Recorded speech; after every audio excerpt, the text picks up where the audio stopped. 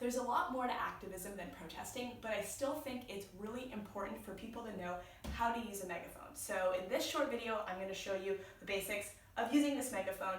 Most megaphones, even if they're not the same brand, are going to work basically the same way.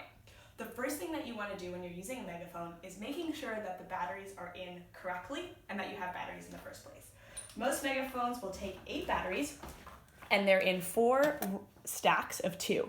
And you want to make sure that each stack of 2 has the batteries in the same direction.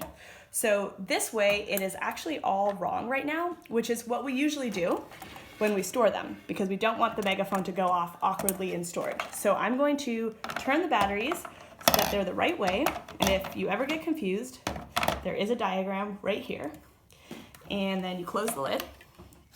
And the next thing you want to do is make sure that this toggle is in the middle.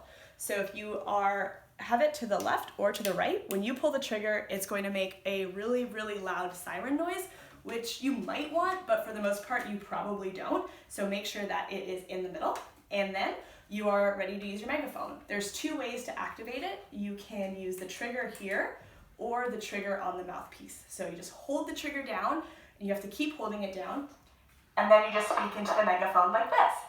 And some people don't realize that you still need to talk pretty loud into the megaphone, so don't whisper, still raise your voice, and just speak really, really closely into the mouthpiece. Not like this. You have to get really close for it to work. There's also a volume dial right here, which you can't actually see that much because it's covered by tape, because this megaphone is broken, which almost every single one of our megaphones is broken in the exact same way. So Thunderpower, if you're watching this, please fix this defect in your megaphones, but they almost always break off in the part that holds the mouthpiece to the megaphone, so we always have to tape it. When you're done your protest or your rally or whatever it is that you're doing, I really, really recommend that you then go back and turn the batteries all the wrong way again.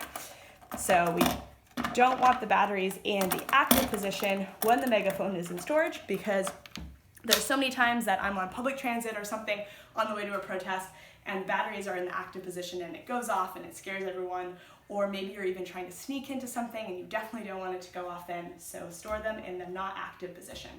And sometimes I see people in these panicked modes at protests because they pick up the megaphone and then they start to go and it doesn't work. And the #1 reason that's happening is because the batteries are not in the right way. But that being said, I always recommend you test out the megaphone before you go to your protest, because the batteries might be dead or something else might be wrong with it, and you definitely want to QC, which means quality control. QC the megaphone before you take it anywhere so you make sure that it's working. And that's it for the basics of how to use a megaphone.